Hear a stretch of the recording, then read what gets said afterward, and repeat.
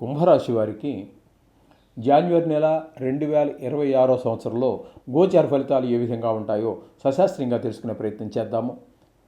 కుంభరాశి వారికి జన్మంలోనే రాహు. జన్మంలో రాహు అంటే చాలా ఇబ్బందికరమైనటువంటి పరిస్థితి. శని భగవానుడు, కేతువు ఎంత మన ఇబ్బందికి పాలు చేస్తారు. జన్మంలో రాహు ఉండటం కూడా ఇంచుమించుగా అంత కష్టాలన్నీ కలిగించేటటువంటి పరిస్థితి ఉంటుంది. చెడు ఆలోచనలు, చెడు ప్రవర్తన ఈ విధంగా ఉంటూ ఉంటాయి. అదే కాకుండా ఈ కామ క్రోధ లోభ మోహ మధ్వాచార్యాలను విజృంభించి వాడెంత వీడెంత, నేనే గొప్ప, ఆత్మస్థుతి, పరనింద ఇవన్నీ కూడా ఏర్పడుతూ ఉంటాయి. అవే కాకుండా విషక్రిములైనటువంటి ఈ తేళ్ళు, జెర్లు, బల్లులు ఇట్లాంటి వాటి, పాములు ఇట్లాంటి వాటి వల్ల కూడా కొన్ని ఇబ్బందులు ఎదుర్కోవాల్సి వస్తుంది. అంటే సిటీల్లో ఉండకపోవచ్చు అనుకోండి, పల్లెటూరులో ఇవన్నీ సర్వసహజమే ఇవన్నీ కూడా. ఇకపోతే ద్వితీయ స్థానంలో శని, అంటే వీళ్ళకి ఏలినాటి శని ఉన్నది అని అర్థమైంది కదండి. ఆ శని భగవానుడు ద్వితీయంలో ఉన్నాడు కాబట్టి ఇక్కడ ఏంటి, కుటుంబపరమైనటువంటి ఇబ్బందులు, ధనానికి ఇబ్బంది, మాట ఇబ్బంది, కుటుంబం అందరికీ కూడా ఆహ్లాదం లేని పరిస్థితి.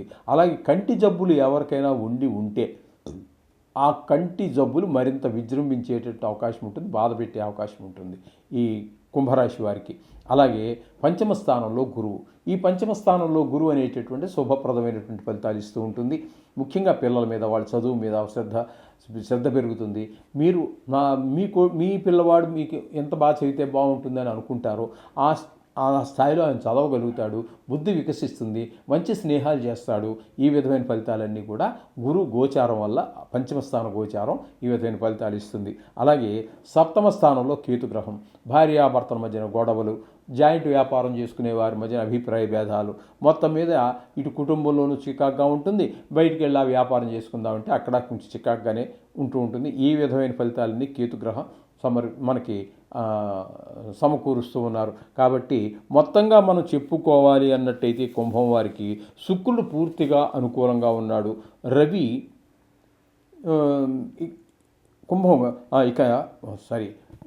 ఇక్కడ 4 గ్రహాలు 11వ స్థానం అయినటువంటి ఏకాదశ స్థానం అయినటువంటి ధనస్సులో 4 గ్రహాల సంచారం జరుగుతోందండి. ఇక్కడ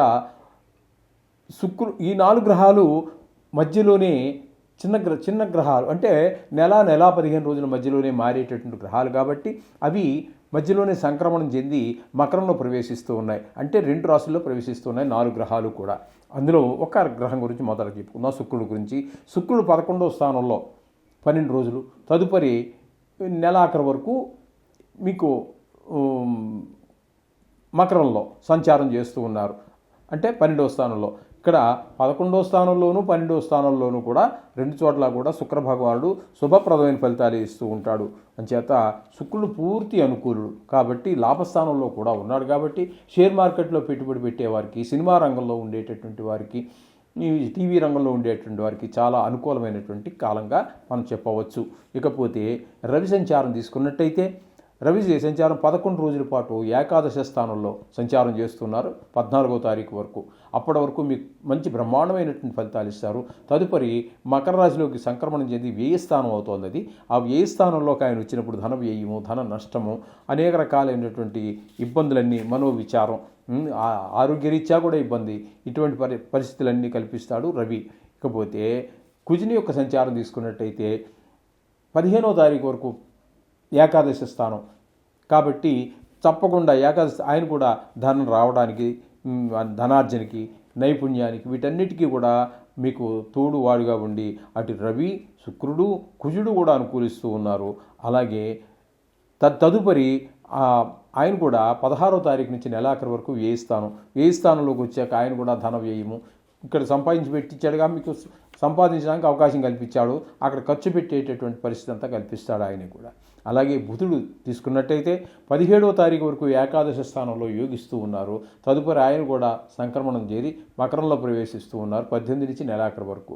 వ్యయ స్థానంలో వచ్చేటప్పటికి బుధుడు కూడా ఇంచుమించుగా ఈ రవి, కుజులు ఏ విధమైనటువంటి ఫలితాలు ఇస్తూ ఉన్నారో అదే ఫలితాలు ఇస్తూ ఉన్నారు. అంటే మొత్తంగా మనం చెప్పుకోవాల్సింది ఏంటంటే ఈ 4 గ్రహాలు కూడా ఏకాదశ స్థానంలో ఉన్నటువంటి శుక్ర, రవి, కుజ, బుధ 4 గ్రహాలు కూడా ఇంచుమించుగా మొదటి 15 రోజులు అద్భుతంగా యోగిస్తూ ఉన్నాయండి.